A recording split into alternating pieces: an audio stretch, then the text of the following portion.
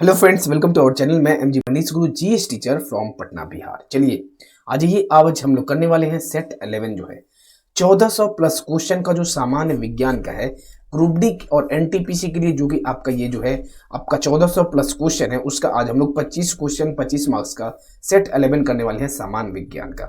ये हम लोग कहाँ से लिए हैं? ये जो हमारा पूरा यहाँ पे सेट है आपको इस बुक में जो मिल जाएगा 1400 प्लस क्वेश्चन। यहाँ पे आप देख रहे हैं कि टोटल आपका इसमें आपका 50 सेट है, और जिसमें आज हम लोग करने वाले हैं सेट 11। इस बुक में साथ में आपको न्यूमेरिकल मिलेगा, फिजिक्स केमिस्ट्री का, और साथ में फॉर्मूला भी मिलेगा। इस बुक का अगर आप पीडीएफ भी लेना चाहते हैं तो आप लोग के लिए पीडीएफ भी अवेलेबल है। यहाँ पे देखिए ये जो नंबर है, इस नंबर पे आप व्हाट्सअप कर दीजिए, इस पे आपको पीडीएफ मिल जाएगा। अगर हमारे बारे में आप लोग जानना चाहते हैं तो जो आप हमें सर्च कर सकते हैं मनीष कुमार रॉय के नाम से। कहाँ पे? तो अनअकैडमी पे हम एक एजुकेटर हैं। और ऑल गोल में आपको क्या सेलेक्ट करना है? तो SSC exam non technical, SSC exam non technical, तभी जो है आप हमें फॉलो कर पाइएगा मनीष कुमार रॉय के नाम से। हम आपका कंप्लीट करवाएंगे साइंस, उसके बाद हम लोग चलेंगे जीके एंड जीएस में। ठीक है, तो अब हम लोग स्टार्ट करें। और हाँ, किसी भी अनअकैडमी का सब्सक्रिप्शन के लिए आपको क्या कोड लगा देना है? तो कोड लगाना है आपको मनीष, उसके बाद गुरु, उसके बाद 10 लगा देना है, तो 10% का आपको डिस्काउंट मिल जाएगा।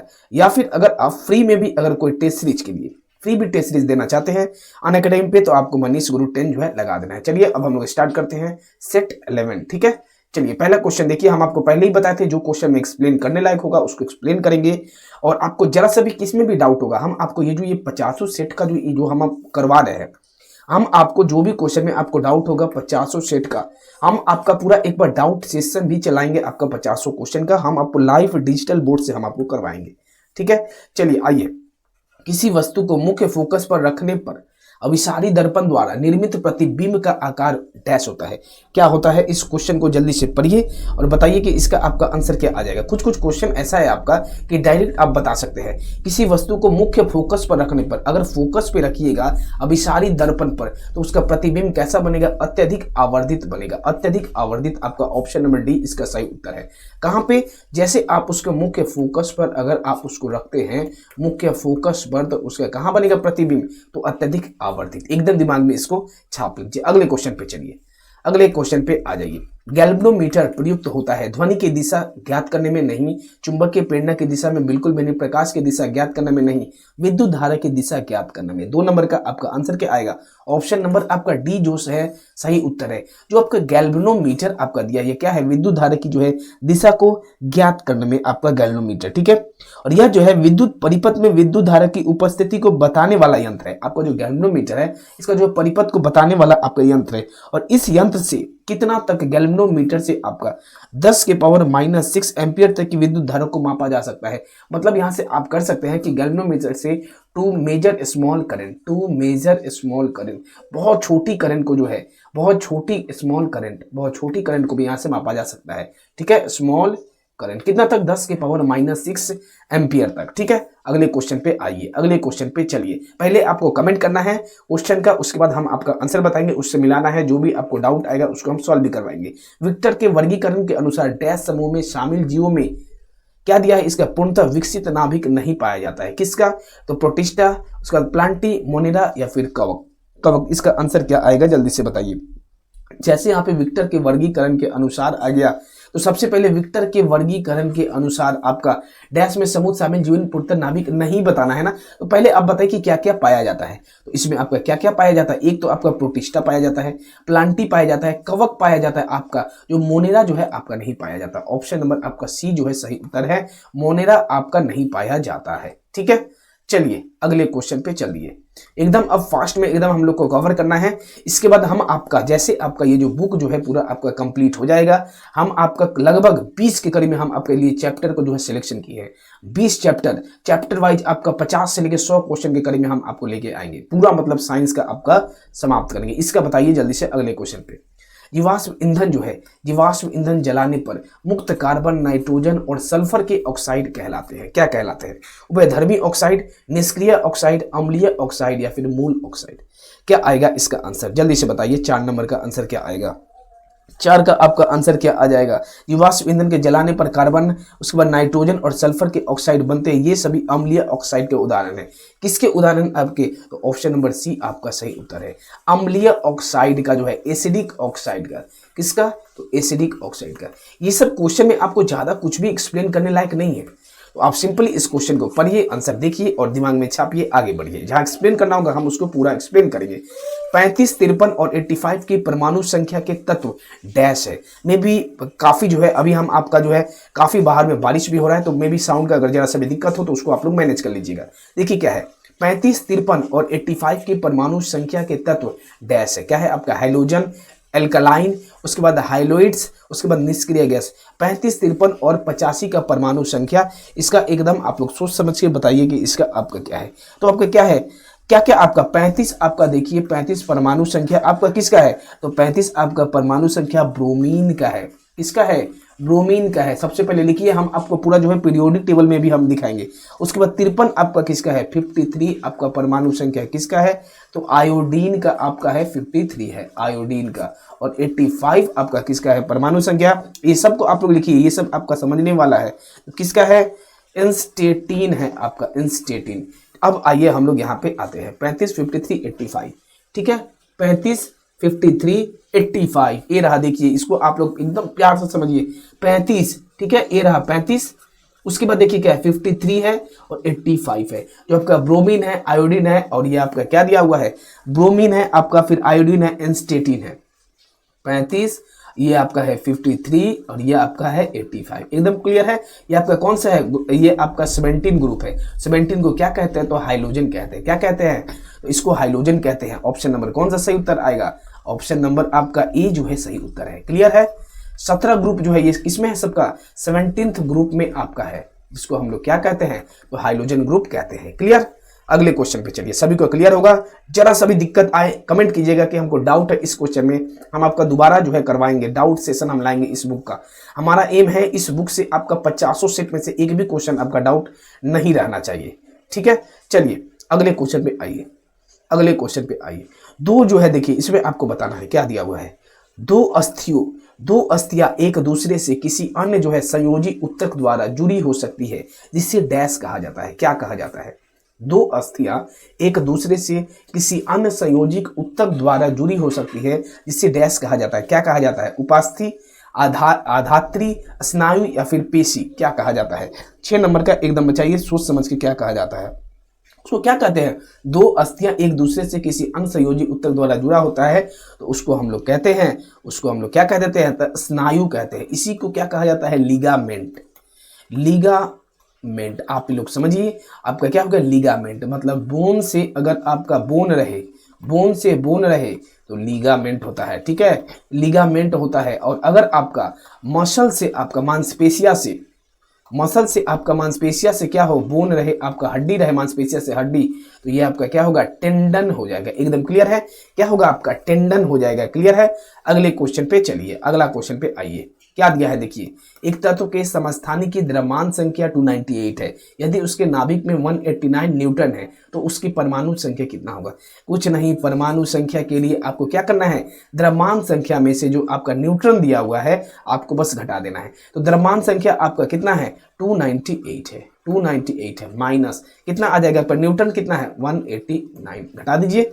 298 में से 189 अगर कर देंगे, 18 में से 9 गया, 9 आ गया, इसके बाद ये 0 आ गया, 109 आ गया। कितना आ गया आपका? 109 आ गया।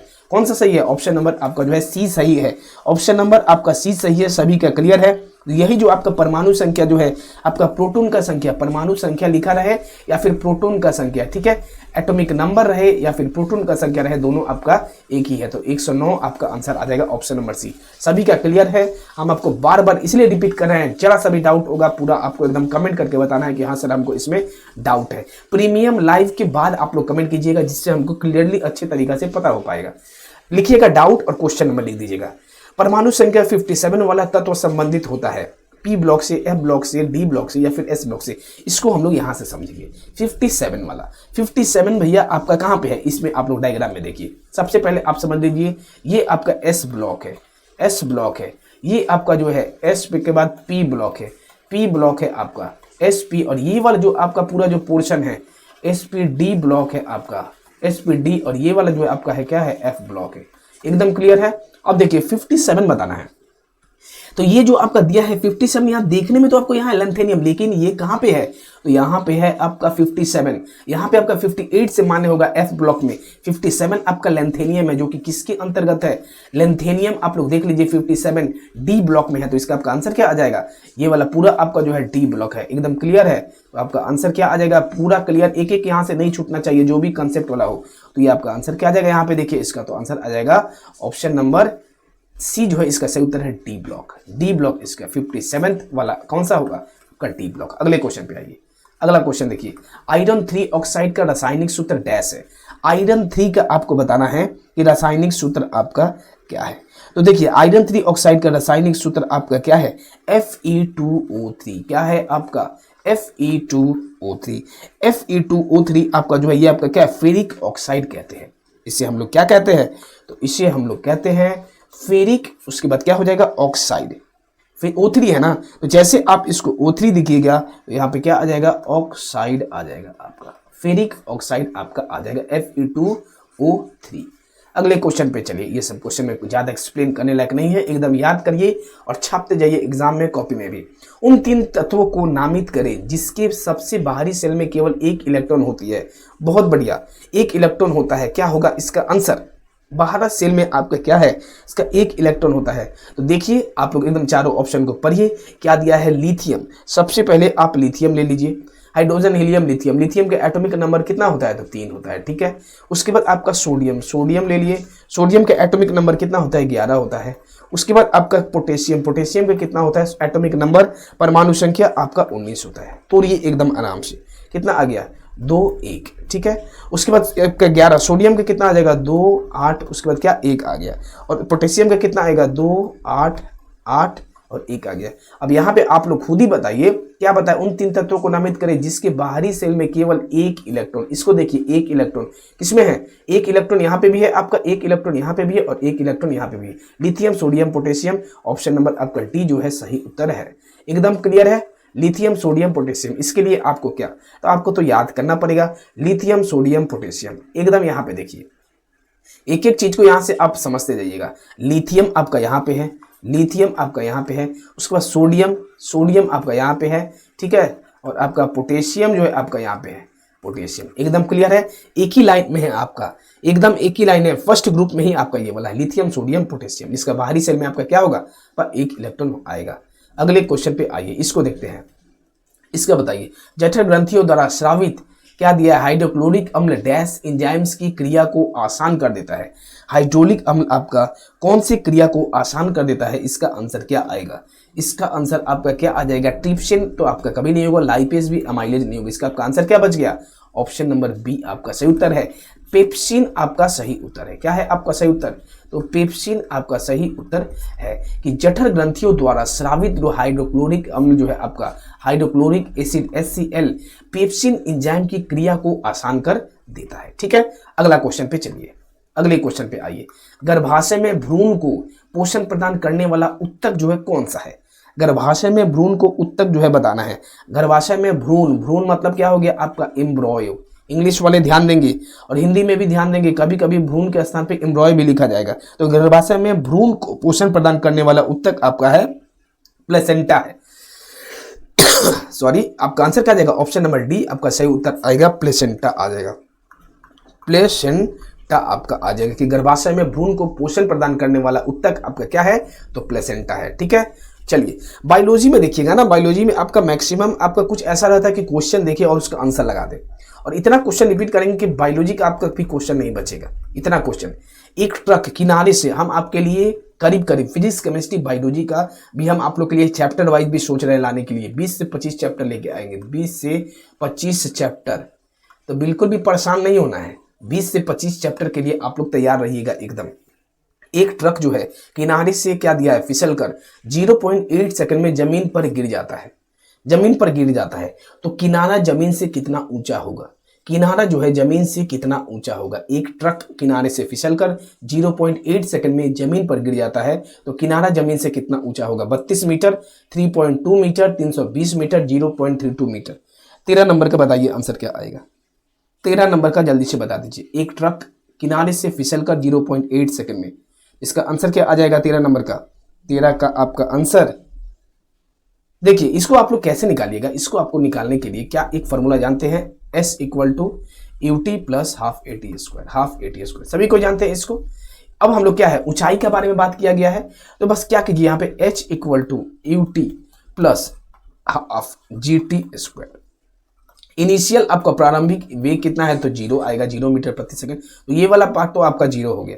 उसके बाद आपका क्या, हाफ बटा, इसको पहले सबसे पहले इरेज करने दीजिए, इसको सबसे पहले इरेज करने दीजिए। ये आपका क्या आएगा यहाँ पे, तो देखिए यहाँ पे आपका कितना आया, हाफ ले लिए। जी यहाँ पे आपको कितना लेना है, आप लोग इसको देख लीजिए कि क्वेश्चन के अकॉर्डिंग जी आप 10 मीटर प्रति सेकंड ले लीजिए, तो 10 ले लिए। टी आपका कितना दिया है 0.8, 0.8 गुने 0.8, इसको सॉल्व कर दीजिए, कितना आ जाएगा। जैसे आप सॉल्व कीजिएगा तो 2 गुने 0.4, 10 से कट गया, 3.2 मीटर आ गया आपका, 3.2 मीटर आ गया। क्लियर होना चाहिए, नहीं क्लियर होगा कमेंट कीजिएगा, हम आपका पूरा डाउट सेशन में भी करवाएंगे। हर एक जगह जहां पे आपको डाउट लगे, ऑप्शन नंबर बी आपका सही उत्तर है, ऑप्शन नंबर बी आपका सही उत्तर है। अगले क्वेश्चन पे चले, आगे बढ़े हम लोग। चलिए जल्दी से इसको एकदम छापते जाइए, एकदम दिमाग में छापना है, कॉपी में तो छापना है, दिमाग में भी छापना है। घर्षण बल जो है डैश कार्य करता है, इसके बारे में बता दीजिए। घर्षण बल जैसे आप लोग देखिएगा, जो आपका फ्रिक्शन फोर्स है उसके बारे में आपको बताना है।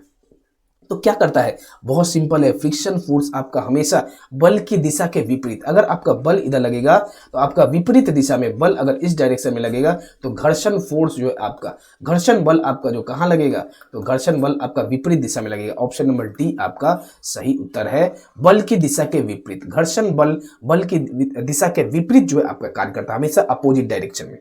आइए इस पे क्वेश्चन पे, इथेनॉल को इथेन में परिवर्तित करने के लिए हाइड्रोक्लोर, ये क्या दिया है, डिहाइड्रेटिंग एजेंट के रूप में डैश का उपयोग किया जाता है। किसके बारे में, डिहाइड्रेटिंग एजेंट के रूप में किसका जो है उपयोग किया जाता है, इथेनॉल को इथेन में परिवर्तित करने के लिए।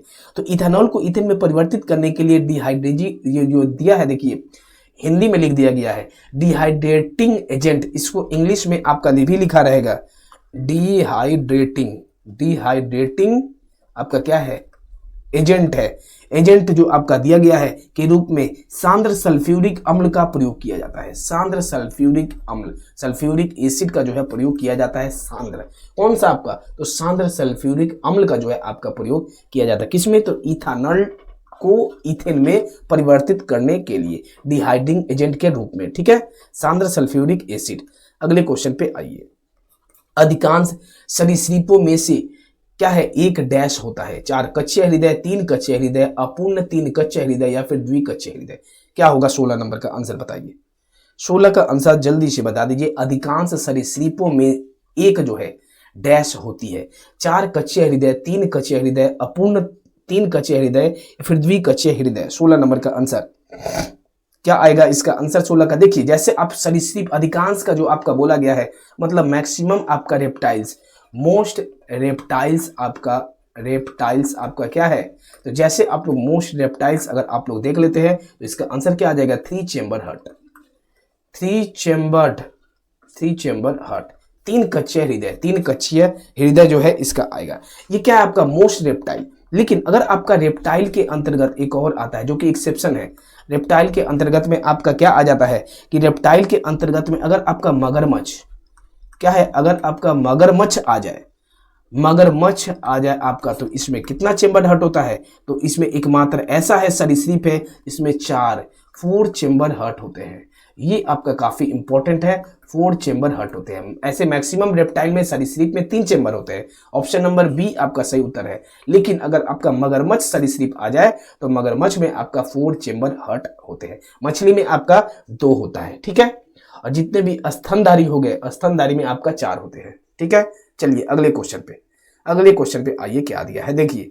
गति का द्वितीय नियम दर्शाता है, क्या दर्शाता है? जब शुद्ध बल लागू होता है तो प्रत्येक वस्तु एक समान गति में गतिमान होगी नहीं। किसी वस्तु की गति की परिवर्तन की दर शुद्ध बल की दिशा में वस्तु पर लागू शुद्ध बल के अनुपातिक होती है। ऑप्शन नंबर आपका बी जो है सही। गति का आपका द्वितीय नियम बताना है।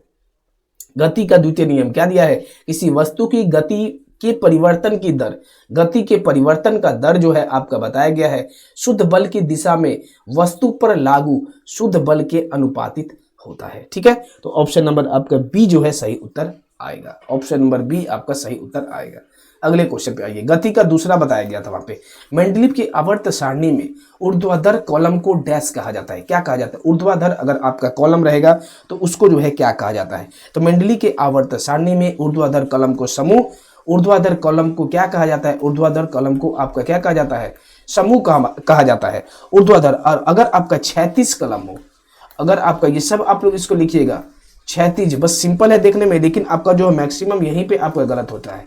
क्षैतिज कलम को आपका क्या कहा जाता है? तो क्षैतिज कलम को आवर्त कहा जाता है, आवर्त कहा जाता है। यहाँ पे आइए देखिए क्या है। पहले इसका 18 का आंसर आप लोग ले लीजिए कि 18 का आपका आंसर क्या आएगा। तो आपका आंसर है ऑप्शन नंबर सी जो है सही उत्तर है कि आपका ऊर्ध्वाधर कॉलम को क्या कहा जाता है? समूह कहा जाता है, और आपका क्षैतिज वाला को आवर्त कहा जाता है। जैसे आप देखिए यहाँ पे आप लोग इस चीज को देखिए, ये आपका जो है क्षैतिज में दिया है, हॉरिजॉन्टल में दिया गया है, तो इसको आप लोग क्या कहते हैं? पीरियड कहते हैं, पीरियड कहते हैं। 7 पीरियड आपका टोटल होता है। और ये वाला जो है वर्टिकल वाइज ये सब आपका दिया गया है इस हिसाब से, ये आपका क्या है? ये आपका क्या है? तो ये आपका ये सब ग्रुप है, ये आपका क्या है? ग्रुप है। ये आपका वर्टिकल में है, वर्टिकल में आपका है टोटल कितना है? तो 18 ग्रुप है। बस इसमें यही दिया गया, क्लियर है। अगले क्वेश्चन पे आइए। अगले क्वेश्चन पे इसमें देखिए क्या दिया है क्वेश्चन। अमीबा में प्रजनन कैसे होता है? अमीबा में आपको बताना है 19 नंबर का कि अमीबा में प्रजनन कैसे होता है। तो हम लोग जानते हैं कि कैसा होता है अमीबा में। लैंगिक प्रजनन द्वारा नहीं होता है, खंडन द्वारा नहीं, मुकुलन द्वारा नहीं। इसका आंसर क्या आ जाएगा? ऑप्शन नंबर डी, द्विखंडन द्वारा आपका होता है। अमीबा में आपका जो प्रजनन होता है, अमीबा में प्रजनन द्विखंडन के द्वारा आपका होता है। इंपॉर्टेंट क्वेश्चन है, ठीक है। चलिए अगले क्वेश्चन का जल्दी से बताइए, अगला क्वेश्चन का क्या आएगा। अगला क्वेश्चन का साउंड को मैनेज कीजिएगा, बाहर काफी बारिश हो रहा है कस के, ठीक है। चलिए 800 केजी भार वाली एक कार के वेग को, और आप लोग सेशन को भी जरा सा शेयर कीजिए, फ्रेंड को सजेस्ट कीजिए, आप लोग के लिए पूरा बढ़िया तरीका से कंटेंट। और जो लोग को भी अगर प्रॉब्लम हो कि हाँ काफी अगर रियल में उनको प्रॉब्लम हो, इस बुक का अगर उनको पीडीएफ चाहिए, जिनको प्रॉब्लम हो, देखिए कोई ज्यादा नहीं रखा गया है पीडीएफ के लिए, आपको नॉर्मल इसमें 25 रुपए का 20 रुपए का बस कॉस्ट रखा गया है। और जिनको फ्री में भी पीडीएफ चाहिए, रियली में वो गरीब है, तो हम उनको फ्री में भी पीडीएफ देंगे, हम आपको बताए थे। ऐसे स्टूडेंट फ्रेंड अगर कोई हो तो आप जो है सजेस्ट कीजिएगा, लेकिन गलती नहीं कीजिएगा। ऐसा नहीं कि आपके पास सक्षम है, क्योंकि काफी मेहनत लगता है इसको करने में। सक्षम है तो बस 20 रुपए का पीडीएफ आप ले सकते हैं, इसका 50 सेट का। 800 केजी भार वाली एक कार के वेग को 5 मीटर प्रति सेकंड से 10 मीटर तक बढ़ाने के लिए किया गया कार्य आपको निकालना है। तो इसको कैसे करेंगे? क्या दिया है देखिए, 800 केजी भार वाली एक कार के वेग को आपको निकालना है, तो इसका जल्दी से बता दीजिए। देखिए इसमें तो आपका 2 दे दिया गया, सिंपल आपको क्या कीजिए, काइनेटिक एनर्जी डैश बराबर क्या होता है। तो पहला वाला का काइनेटिक एनर्जी हम लोग ले लेते हैं, एक ले लिए काइनेटिक एनर्जी 1 और एक ले लिए हम लोग गतिज ऊर्जा आपका 2 ले लिए।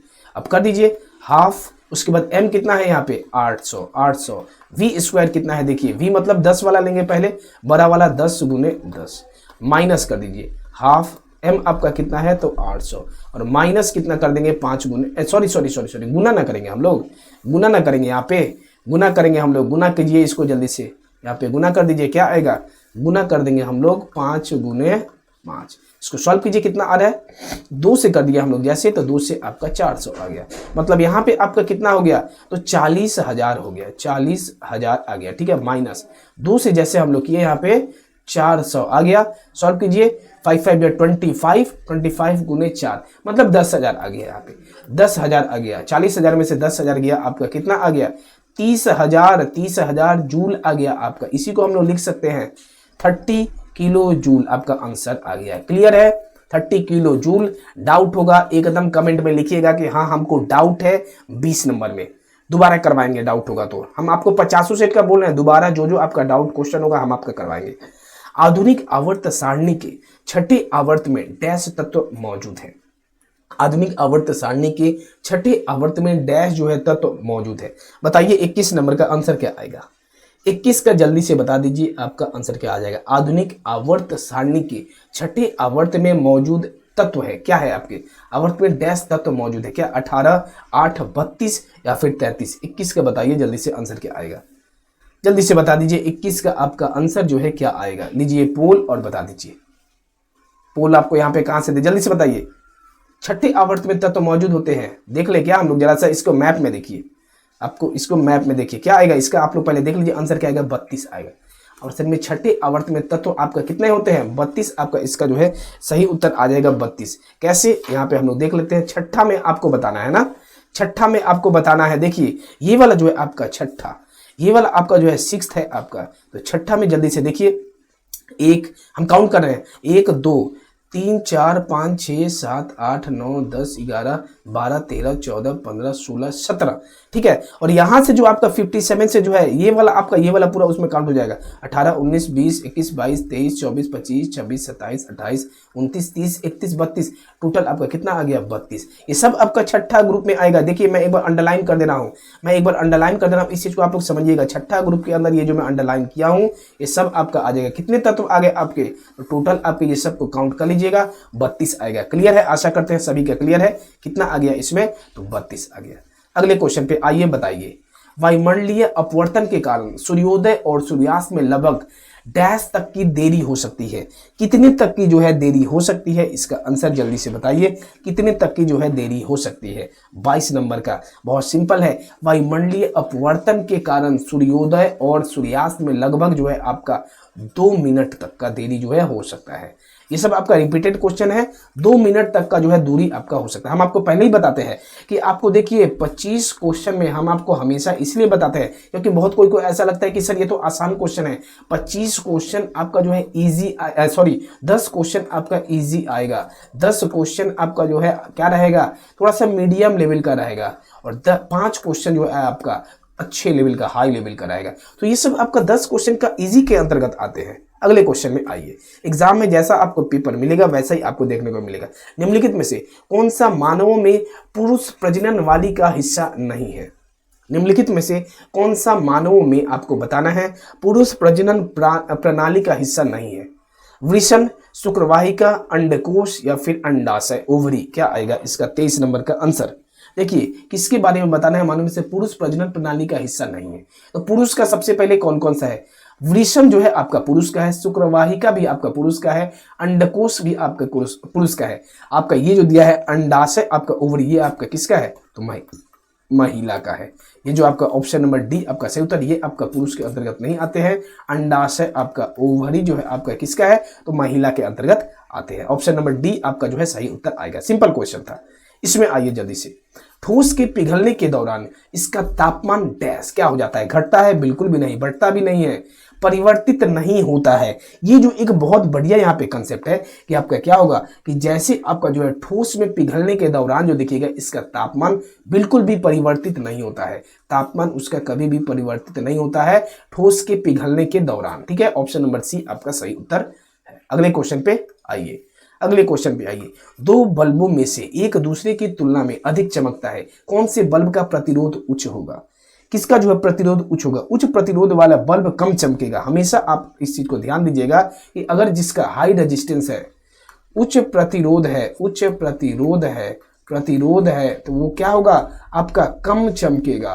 और अगर आपका लो है प्रतिरोध, क्यों है ऐसा, इसमें क्या कारण है देखिए, अगर आपका निम्न प्रतिरोध है तो वो आपका क्या होगा, आपका ऊंचा जो है चमकेगा, ज्यादा चमकेगा। आपका निम्न प्रतिरोध वाला क्या होगा, आपका अधिक चमकेगा, अधिक आपका चमकेगा। इसमें क्या बात किया गया है, दो बल्ब में से एक दूसरे की तुलना में अधिक चमकता है, कौन सा बल्ब आपका अधिक चमकेगा। तो जैसे आपका जो डीम बल्ब है, ऑप्शन नंबर डी जो दिया हुआ है, डीम बल्ब मतलब जो है क्या है, आपका निम्न प्रतिरोध वाला जो है वो आपका जो है कम चमकेगा, जो आपका डीम बल्ब है। क्यों, क्योंकि प्रतिरोध आपका क्या करता है, अपोज करता है करंट को फ्लो करने से। ज्यादा प्रतिरोध होगा आपका तो वहां पे करंट कम फ्लो कर पाएगा, सिंपली बात है। कम प्रतिरोध होगा तो ज्यादा कर पाएगा। तो सिंपली आपका क्या दिया है, तुलना में अधिक चमकता है बताना है, तो जो डीम बल्ब आएगा वो आपका अधिक आपका चमकेगा। ठीक है, ऑप्शन नंबर आपका क्या है, डी जो है आपका सही उत्तर है यहाँ पे, ऑप्शन नंबर डी। यहाँ पे आपका पूरा जो है हम लोग 25 क्वेश्चन का बहुत फास्ट तरीका से करा है, इसके अंदर काफी पीरियोडिक टेबल का, और हम आपके लिए सोचे ये जैसे आपका बहुत फास्ट में ये जो 1400 प्लस क्वेश्चन सामान्य विज्ञान को समाप्त करेंगे। आपका बिल्कुल भी नहीं घबराना है, सेट 1 हम लोग का आज समाप्त हो गया है। अब हम लोग का क्या आएगा, सेट 11 समाप्त हो गया, अगला जो सेट आएगा आपका सेट 12 आएगा। एक दिन बस आपका सरस्वती पूजा के दिन कोई क्लास मैक्सिमम नहीं करते हैं, तो उस दिन आपका क्लास नहीं होगा। हम सोच रहे हैं कि आपके लिए इस बुक का तो पूरा हम आपका सॉल्यूशन 50 सेट करवाएंगे, पूरा आपका न्यूमेरिकल भी करवाएंगे, फॉर्मूला लगभग आपका करवा ही रहे हैं। पहला बात तो ये है। दूसरा है कि आप लोग के लिए जो लोग को भी प्रॉब्लम है, ये पूरा बुक का पीडीएफ भी हम आपको फ्री में प्रोवाइड करवाएंगे। जेन्युइन प्रॉब्लम है, रियल में गरीब है, वो अगर 25-20 रुपए भी पेमेंट नहीं दे पा रहे हैं तो उनको हम जो है बुक फ्री में करवाएंगे। लेकिन अपने अंतर आत्मा को एकदम सही रखिएगा, स्पष्ट रखिएगा, मोटिवेट रहिए, जॉब लीजिए, कैसे भी करके इस पर ग्रुप डी एनटीपीसी में जॉब लीजिए। मिलते हैं हम लोग कब, तो अगले क्लास में, अगले वीडियो में सेट 12 में मिलते हैं, 12वां नंबर सेट में। धन्यवाद सभी को।